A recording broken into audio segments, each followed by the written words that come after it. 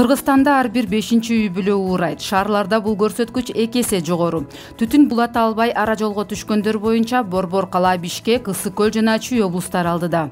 Бул улуттук статистика комитети 2020-жылга карата тараткан маалымат. Ага ылайык бир жыл ичинде 49.400 нике катталса, кийин 11.000 жубай расмий түрдө ажырашкан.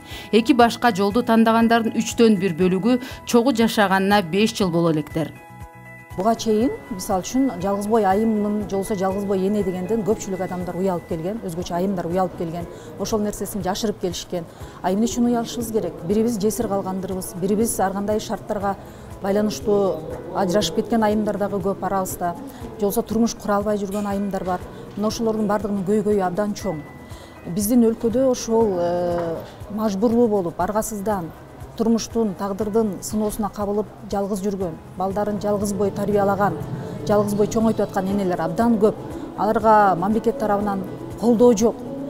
Болгон колдоолору бул мындай льготаларды бербейт. Мисалы үчүн, жөлөк пулдарды карасаңыз, бул жашоо минимумуна жакындап дагы койбойт. Ошон үчүн мындай айымдарды бириктирип, ошол айымдардын үй бүлөсүн колдогонго, ошол айымдардын балдарын тарбиялоого кандайдыр бир жардам бере турган мыйзам долбоорлору иштелип чыгышы керек. Бейрасмий никеде туруп ажырашкандар андан көп. Иликтөөлөр көрсөткөндөй, 2020-жылы Кыргызстанда 170 миңге жакын ымыркай төрөлгөн.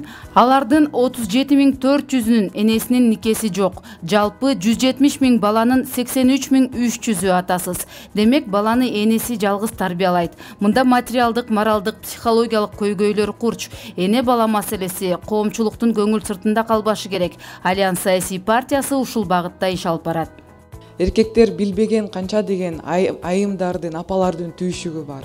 Ошонун бардыгын парламентте көтөрүп, өзгөчө алимент маселеси боюнча. Мага 1000 деген каттар келген, бул бир нече жылдын ичинен. Анын бардыгы тилекке каршы биздин өлкөбүздө айымдардын укуктары бузуу маселеси боюнча. Качан милиция кайрылса, эч кандай жардамды таба албай кайра кетишет. Урматтуу айымдар, биздин үнүбүз сөзсүз түрдө парламентте болуш керек. Сиздин үнүңүздөр болуп берели. Бул максатта Альянс саясий партиясынын талапкерлеринин атайын чаралары даяр. Анткени Кыргызстанда жалгыз бой энелердин проблемалары көз жаздымда. Аларга финансылык, моралдык жана психологиялык колдоо каралган эмес. Иштеген жалгыз бой энелерге эч кандай жеңилдиктер берилбейт. Тескерисинче алар коомдо талкууга алынып, сынга кабылып келет. Балага эне да, ата да болуу канчалык оор экенин түшүнгөндөр аз. Ал эми Россияда жалгыз бой энелер калктын аярлуу катмары катары эсептелет. Алар үчүн эмгек жана салык кодексинде жеңилдиктер каралган. Жалгыз бой энелерге түндө иштегенге уруксат берилбейт. Дем алыш күндөрү эмгектенүү, командировкаларга чыгуу өз каалоосуна көз каранды. Кыймылсыз мүлк салыгы алынбайт. Эң арзан баада ипотекалык кредит берилет. Балдарын бала бакчага же мектепке кезексиз киргизе алышат. Бөбөктөр ар кандай ийримдерге бекер же арзан катышса болот. Тамактануу, окуу куралдары менен камсыздоо акысыз. Наристе 1,5-3 жашка чейин, кийин 18ге чыккыча жөлөк пул алат.